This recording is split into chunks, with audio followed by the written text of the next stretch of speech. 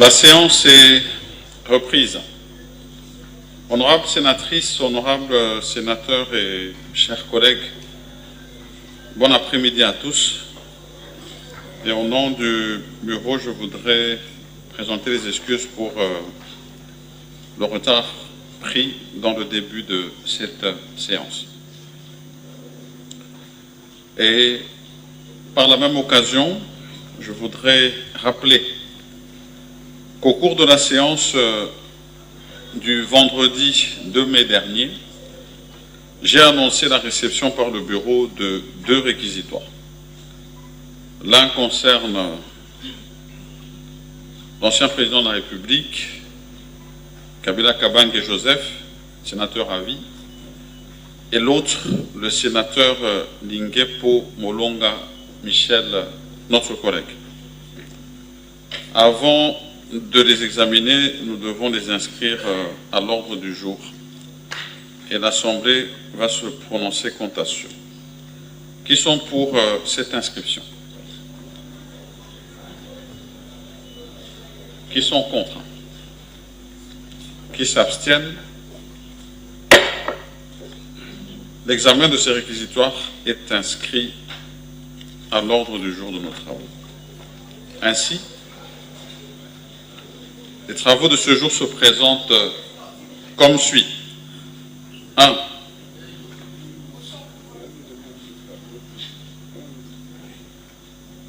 Oui, honorable Mwando, j'aurais voulu que nous puissions, parce que nous venons d'adopter l'ordre du jour, me laisser terminer de faire cette introduction et je peux vraiment revenir vers vous pour la motion. Dès que j'ai indiqué les travaux de nos jours, si vous permettez.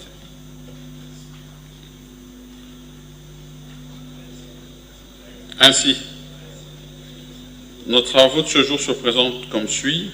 1. Communication des noms des sénateurs devant faire partie de la commission chargée de rédiger la synthèse nationale de nos rapports de vacances parlementaires. 2.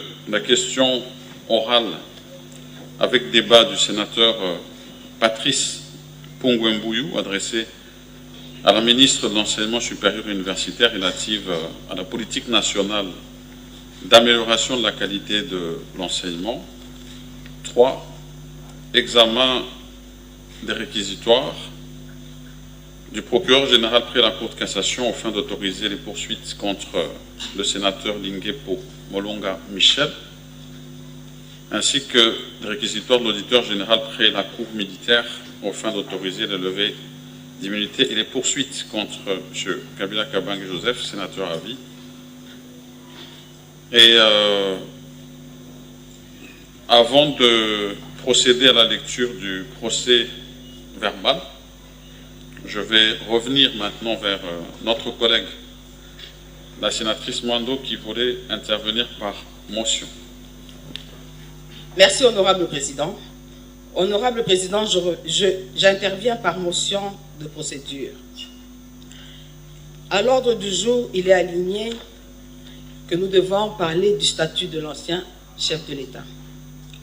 Honorable Président, en son article 224 du règlement intérieur du Sénat,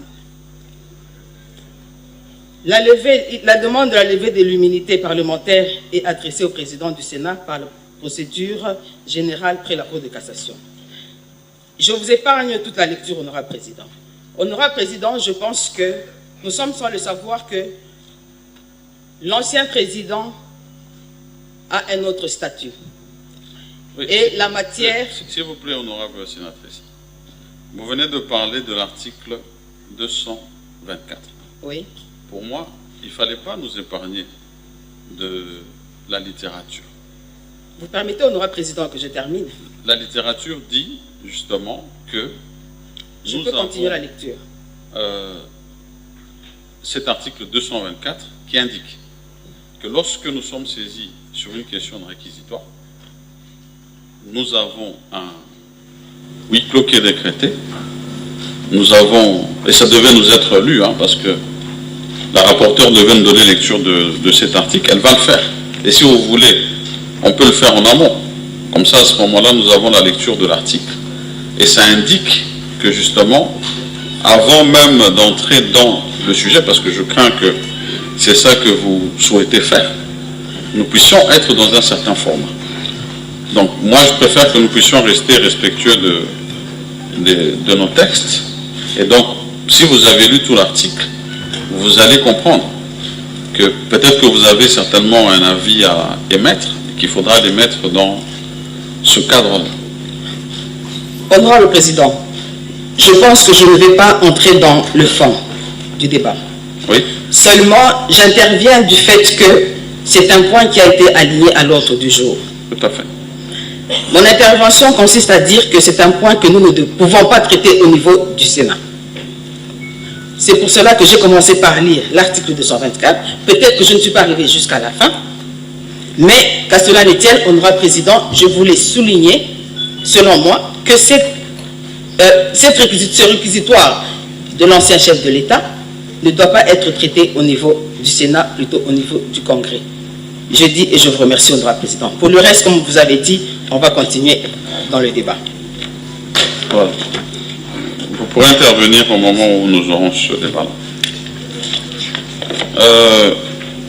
Donc, nous allons poursuivre nos travaux et adopter le procès verbal de la dernière séance plénière.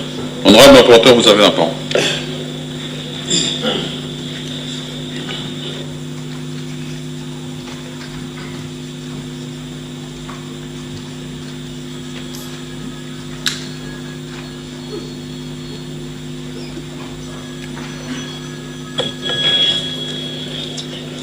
Procès verbal numéro 6 de la séance plénière du mercredi 7 mai 2025. De la reprise. La séance suspendue le vendredi 2 mai courant est reprise ce mercredi 7 mai 2025 à 14h25 dans la salle des conférences internationales du Palais du Peuple sous la présidence de M. Jean-Michel Samalukonde Kyenge, président du Sénat. Sur 109 membres qui composent le Sénat, 84 membres sont présents, 10 membres sont excusés, et il y a la liste en annexe, 15 membres sont absents, avec la liste en annexe. Du déroulement des travaux.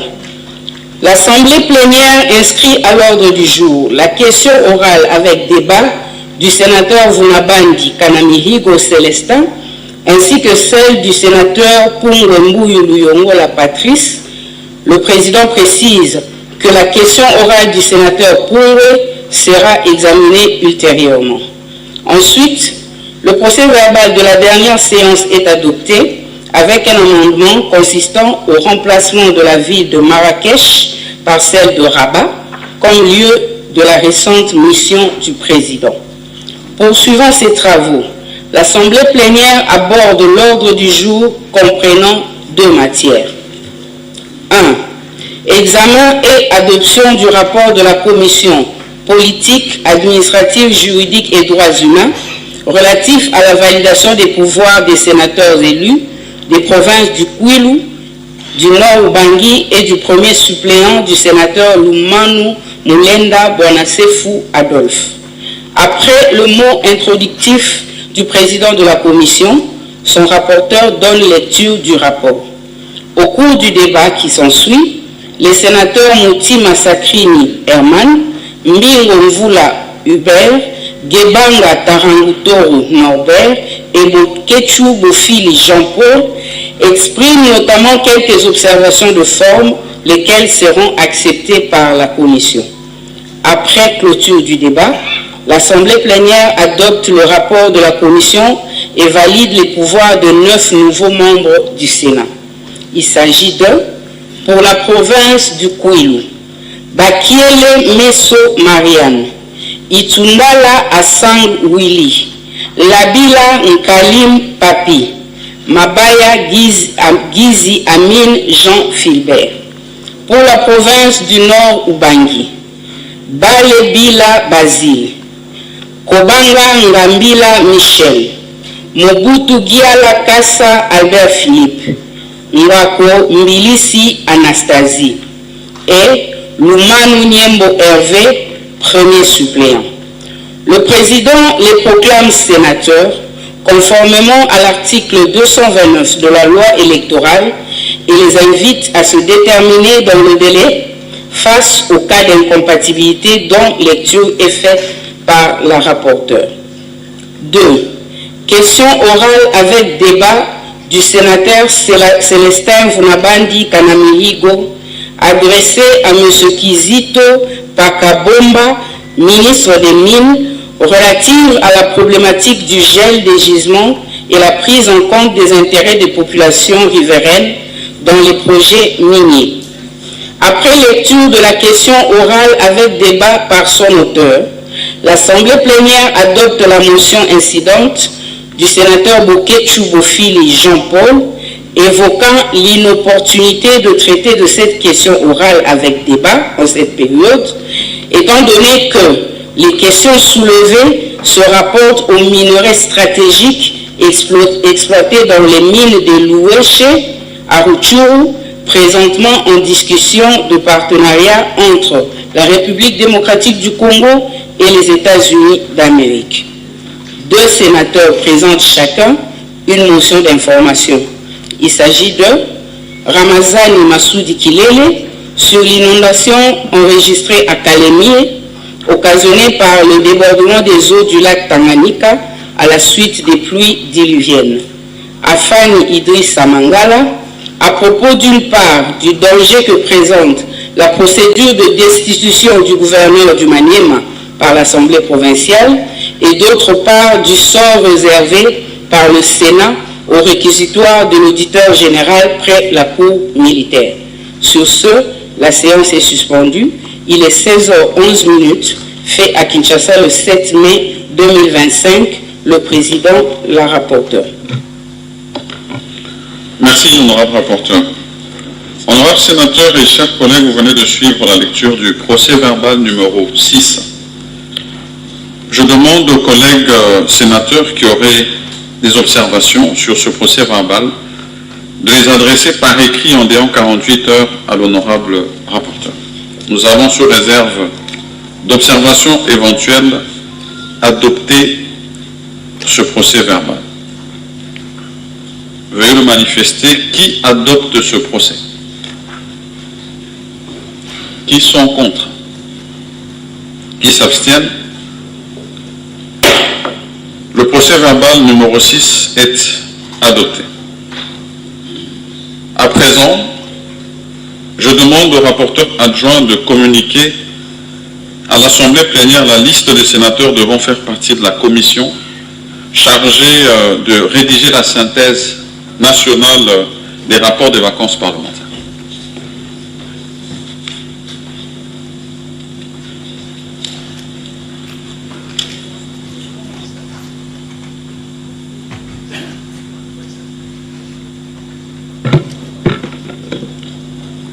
Honorable Président, honorables membres du bureau, honorables sénateurs, sénatrices, chers collègues. Voici la liste des honorables sénateurs proposés par leurs groupes provinciaux. Pour la province de la Tchouapa, honorable Botema Mboyo Kati. Pour la province du Kasaï central, honorable Nguindu Bidouaya Cédric. Pour la province de la Mongala, honorable Bossio Abosio Claude. Pour la province du Haut-Katanga, honorable Kabongo Binene Dani. Pour la province du Sud-Kivu, honorable Boulakali Moululunganya Astrid. Pour la province de l'Équateur, honorable Boketchou Bofili Jean-Paul. Pour la province de Maïndombe, honorable Babanga Potiolo Anissé. Pour la province du Kwango, honorable Diaoya Netuola Jansi. Pour la province du Haut-Lomami, honorable Nkulu Mboya Hervé. Pour la province du Congo central, honorable Vangu Kisonga Babi. Pour la province de Bazouele, honorable Gebanga Taragutoro. pour la province du Kasaï oriental, Honorable Kanda Kalambaï Pierre. Pour la province de Lualaba, Honorable Nawej Yav Norbert. Pour la province du Haut-Touélé, Honorable Kumbodimo Kababile Anna. Pour la province de Lomami, Honorable Kalambaï Katiobo Jonas. Pour la province du Sankourou, Honorable Kimbulu Djamba Richard. Pour la province du Kasaï, Honorable Mouya Mouboyaï Clément. Pour la province de l'Ituri, Honorable Bachebendaï Manzolo Nuela. Pour la province de Kinshasa, 2 délégués, Honorable Kazadi Kankonde Ivan et l'Honorable Lungwana Matumona Jacques. Pour la province du Maniema, Honorable Kalumba Mwanangongo Justin. Pour la province de la Chopo, Honorable Kayala Ninga Renabel. Pour la province du Nord Kivu, Honorable Mouisha Kassiwa Janvier. Pour la province du Sud-Ubangi, Honorable Mondongue Babulu Alexis. Et enfin, pour la province de Tanganyika, Honorable Pungwe Mboyu Luyongola Patrice.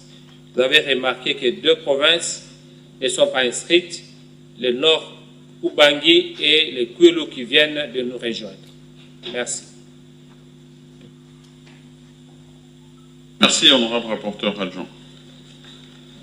Honorable sénateur et chers collègues, vous venez de suivre la liste des membres de la commission chargée de rédiger la synthèse des rapports des vacances parlementaires. Y a-t-il une objection? Sinon, l'Assemblée plénière va prendre acte de la composition de cette commission. Qui sont pour? Qui sont contre? Qui s'abstiennent? Cette liste est approuvée. La commission dispose d'un délai de 7 jours ouvrables pour exécuter ces travaux. Honorables sénateurs et chers collègues, à présent nous abordons la question orale avec débat du sénateur Pungwe. Et sur ce sujet, je vais demander à ce qu'on puisse introduire le membre du gouvernement. J'ai une motion d'ordre, honorable président. Je sollicite. Oui, honorable Audi. Je disais que je sollicite de vous l'autorisation parce que j'ai une motion d'ordre. Oui, s'il vous plaît, honorable. Allez-y. Merci beaucoup, honorable président. Ma voix n'est pas bonne. Mais je sollicite la parole conformément aux dispositions de l'article 95 de notre règlement qui prévoit la motion d'ordre. Pourquoi je sollicite cette motion d'ordre, honorable président? Je considère que nous avons aujourd'hui un calendrier, ne pas dire l'ordre du jour, à travers lequel nous allons traiter 3 dossiers essentiels, à savoir la question orale adressée à la ministre de l'Issue. Nous avons également la question liée à la levée des immunités, mais également qui touche notre collègue Joseph Kabila, mais également notre collègue honorable Lingepoué, même si du point de vue de la différence, ces deux ne sont pas les mêmes. Ainsi donc, je demande que, du point de vue de l'importance de la question, parce qu'on parle de nos collègues, si la plénière peut accepter, à travers vous, que l'on puisse commencer par les deux questions liées à la levée des immunités, en commençant par celle du sénateur à vie, suivie de notre collègue qui est là aussi, l'honorable Nguepo, pour terminer avec la question du contrôle parlementaire, qui est la routine en ce qui concerne les travaux parlementaires. Je vous remercie. Oui, merci, honorable Lodi. J'ai bien noté effectivement que vous avez fait cette motion d'ordre pour des raisons d'économie de temps. Je vais quand même demander s'il y a un pour ou s'il y a un contre avant de m'adresser à la plénière pour qu'elle puisse se prononcer là-dessus. Honorable Oketsu, pour ou contre? Y a-t-il un contre? Y a-t-il un contre?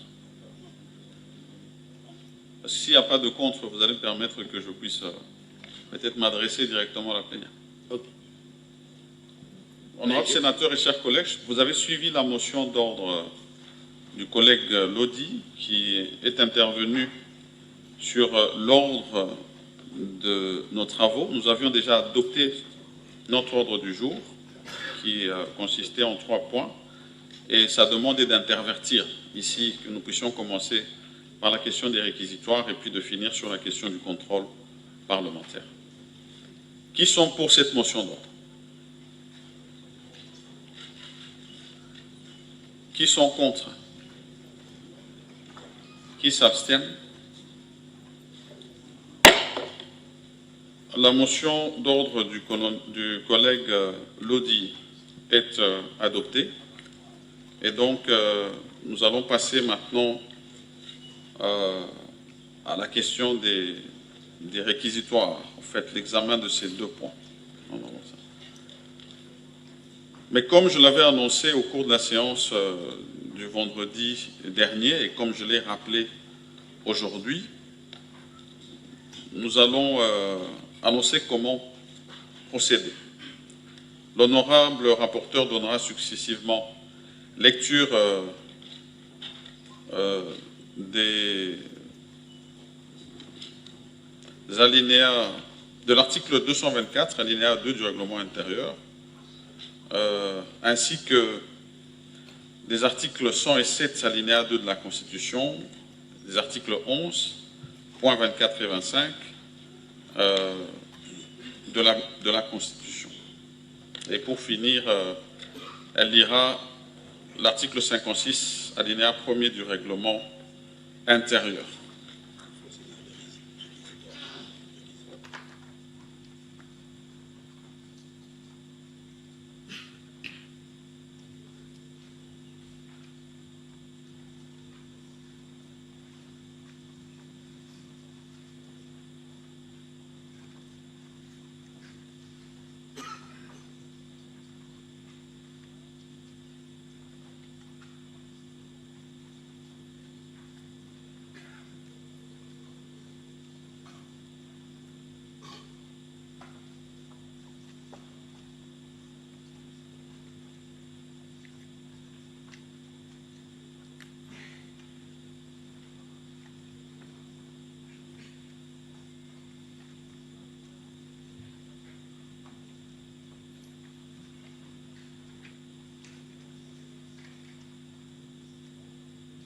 Là, il suffit de mieux les interpréter et pour qu'il n'y ait pas d'ambiguïté. Oui, honorable rapporteur, on le saura tout à l'heure.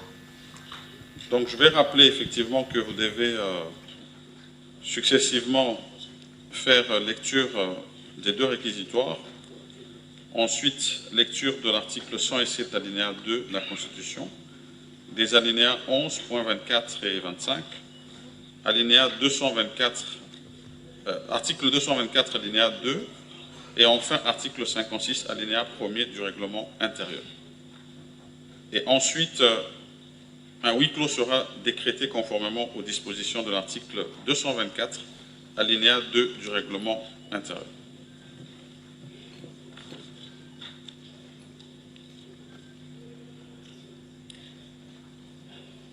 Réquisitoire de Monsieur le procureur général près la Cour de cassation aux fins d'obtenir l'autorisation de l'instruction contre le sieur Lingué-Po Michel, sénateur.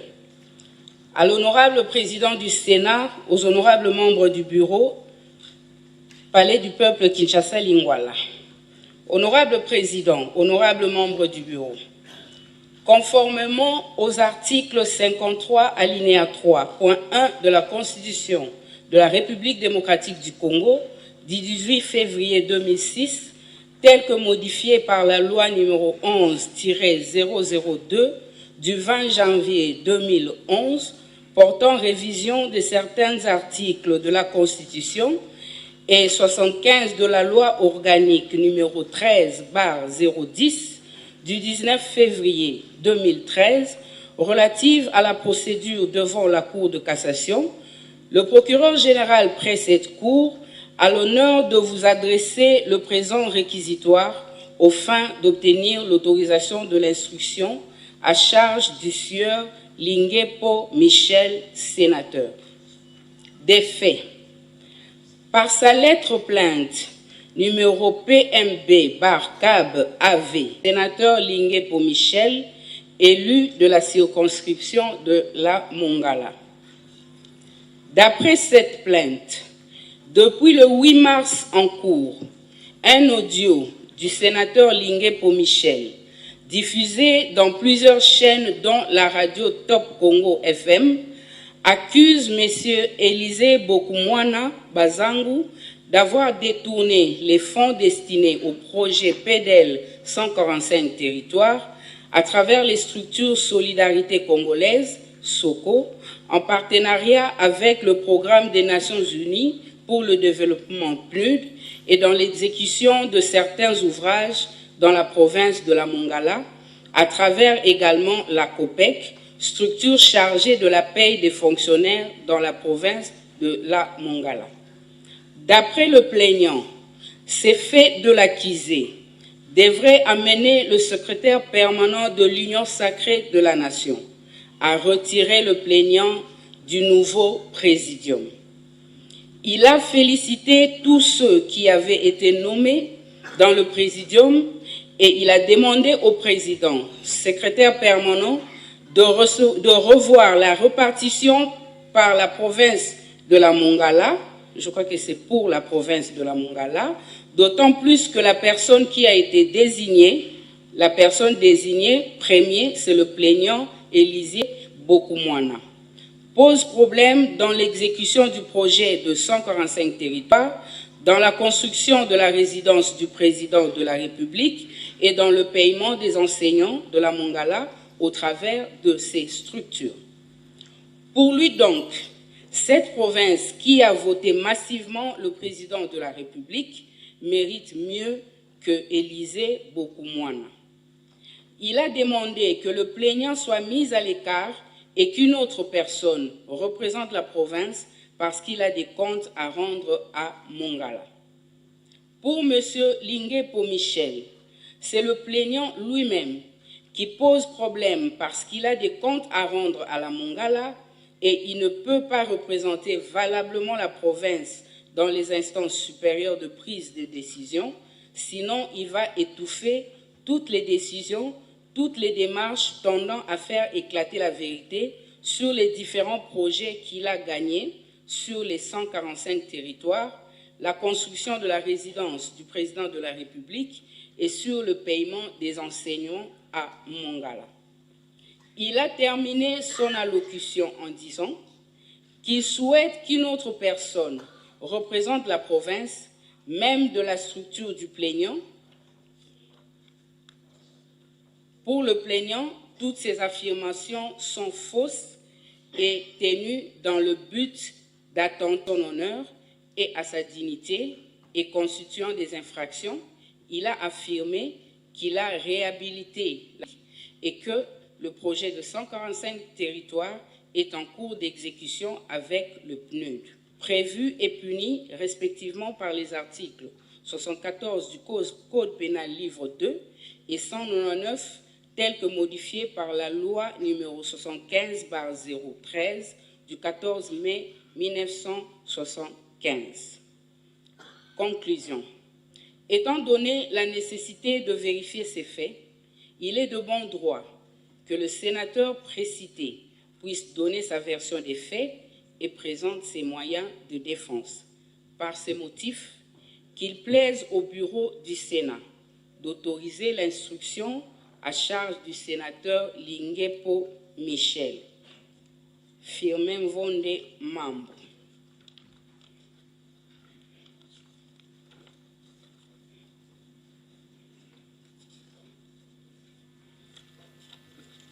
Merci, honorable rapporteur. Vous pouvez poursuivre. Réquisitoire de l'auditeur général près la haute cour militaire tendant à obtenir la levée des poursuites du sénateur Joseph Kabila Kabange. À l'honorable président du Sénat à Kinshasa, Lingwala.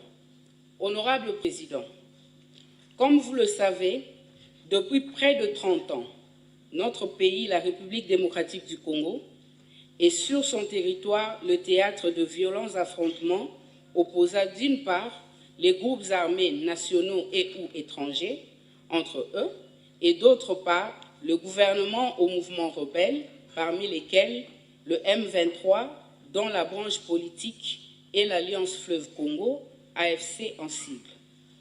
Généralement, ces affrontements se déroulent en violation flagrante des lois et coutumes de la guerre et sont accompagnés de très nombreux abus et atrocités contre les populations civiles. Militairement vaincu en 2013, le M23 est à nouveau réapparu en 2022 avec le soutien avéré du Rwanda. Des rapports dignes de foi d'observateurs et des témoignages des témoins oculaires indiquent que l'armée rwandaise fournit aux rebelles du M23 un appui direct en termes d'armement, de formation et de logistique. Au plan interne, un faisceau de preuves indique nettement que la coalition M23-AFC bénéficie également du soutien de M. Joseph Kabila Kabange, sénateur à vie. Fort de ce soutien, la coalition précitée sème morts, massacres et pillages dans les provinces du Nord Kivu et du Sud Kivu. Ne pas tirer toutes les conséquences en droit des comportements ostensiblement affichés par le sénateur à vie précité constituerait une violation flagrante de la Constitution qui stipule en son article 12 que tous les Congolais sont égaux devant la loi.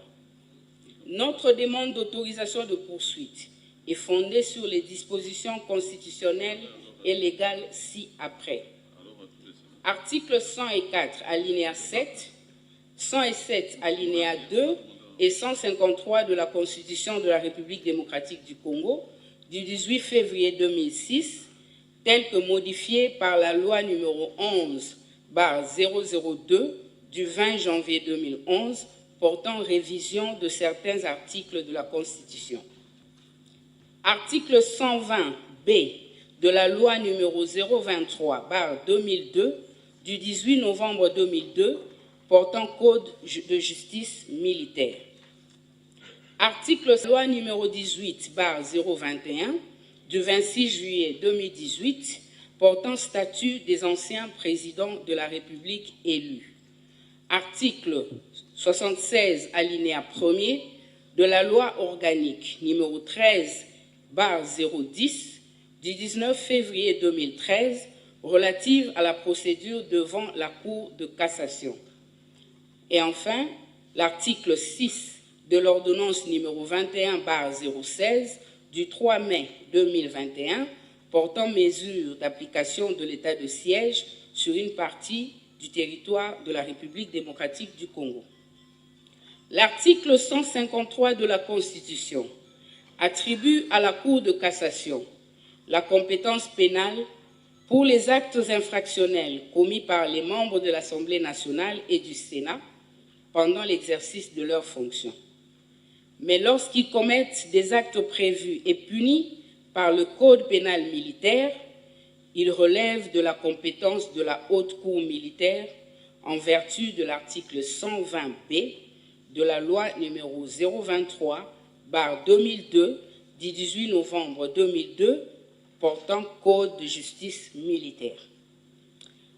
Dans le cas du sénateur à vie Joseph Kabila Kabange, votre saisine tendant à obtenir l'autorisation d'engager à son encontre des poursuites pour des faits ci-dessous décrits se justifie non pas parce qu'il était président de la République, mais parce qu'il est sénateur.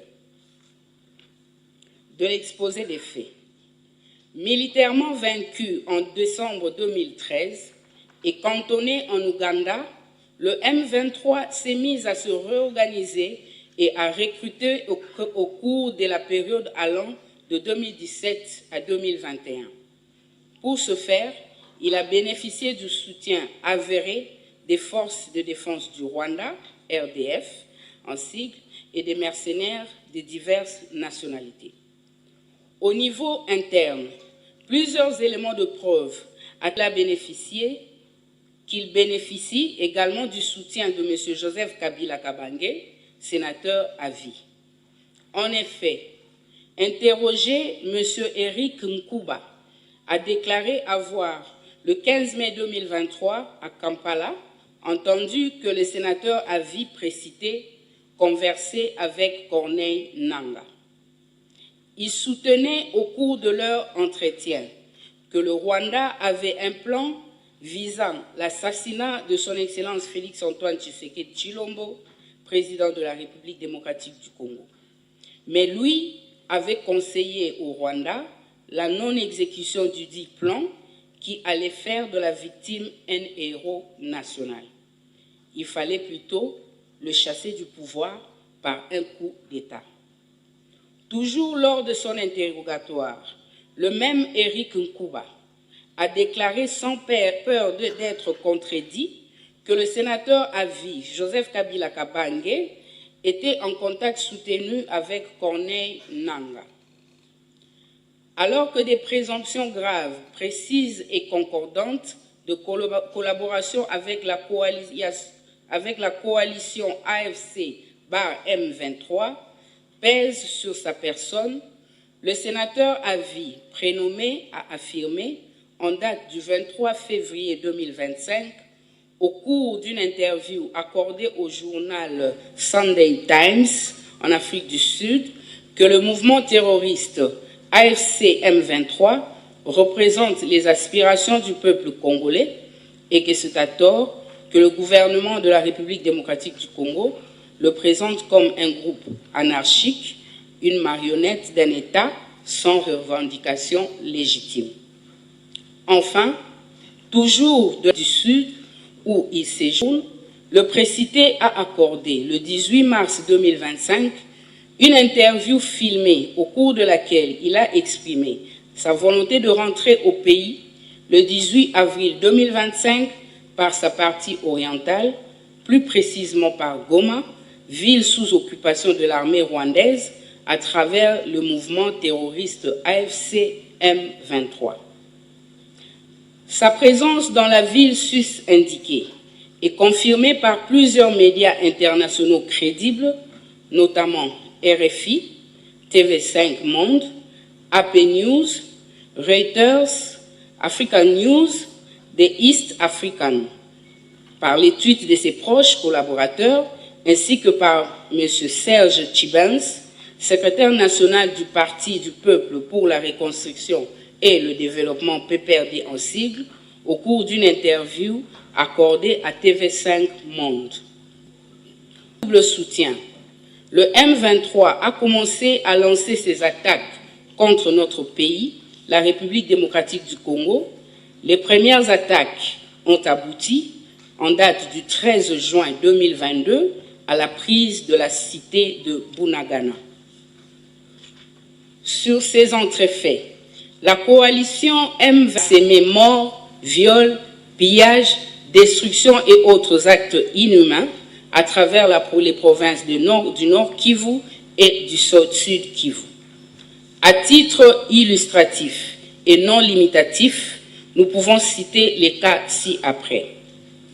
Largage le 6 mai 2024 des bombes sur les sites des déplacés de Lushangala dans la ville de Goma et dont les éclats ont causé la mort de 31 personnes et grièvement blessé. L'occupation en date du 25 janvier 2025 de la ville de Goma, avec la pluie a définitivement perdu la vue, selon les médecins de Goma.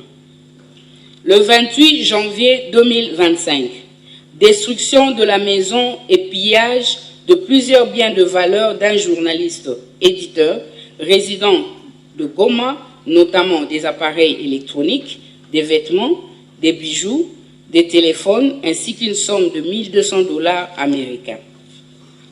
Le 14 février 2025, l'occupation de la ville de Bukavu, suivie de plusieurs exactions à l'endroit des populations civiles, notamment des viols, pillages, massacres et libération de tous les détenus de la prison centrale.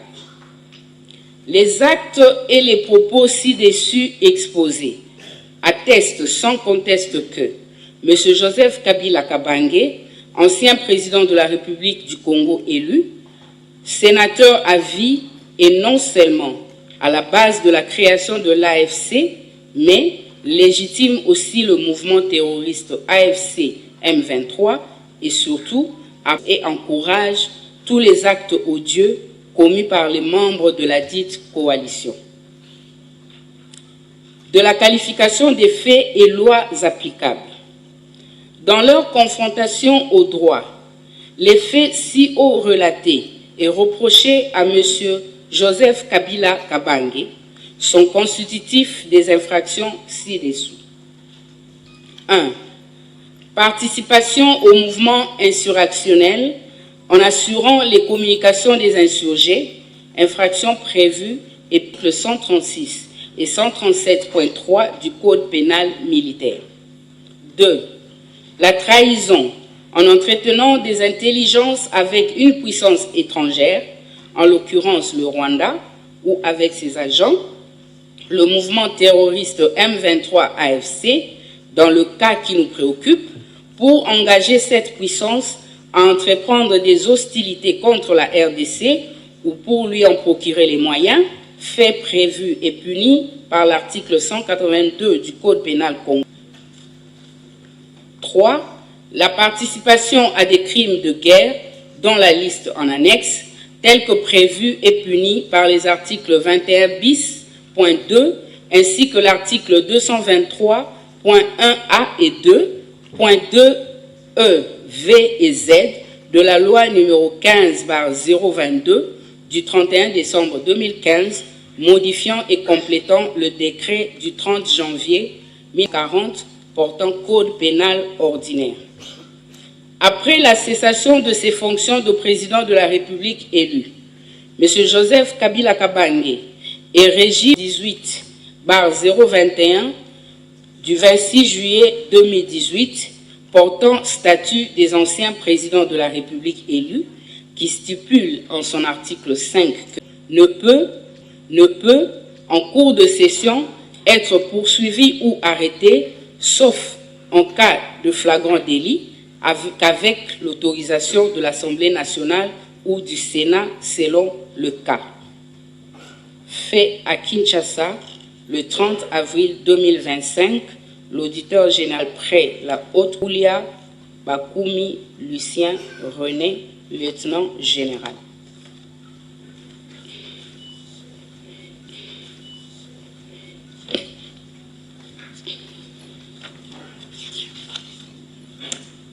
Article 107 de la Constitution, alinéa 2. Aucun parlementaire ne peut en cours de session être poursuivi ou arrêté, sauf en cas de flagrant délit, qu'avec l'autorisation de l'Assemblée nationale ou du Sénat selon le cas. Article du règlement intérieur. Article 11. L'Assemblée plénière est compétente pour délibérer sur toutes les matières relevant des pouvoirs et des attributions, notamment, point 24, autoriser les poursuites judiciaires contre les sénateurs, point 25, lever les immunités parlementaires des sénateurs. Article 224, alinéa 2. En cours de session, pour toute demande d'autorisation aux fins d'instruction, de poursuite, de levée de l'immunité parlementaire ou de suspension des poursuites déjà engagées à charge d'un sénateur, l'Assemblée plénière, après des...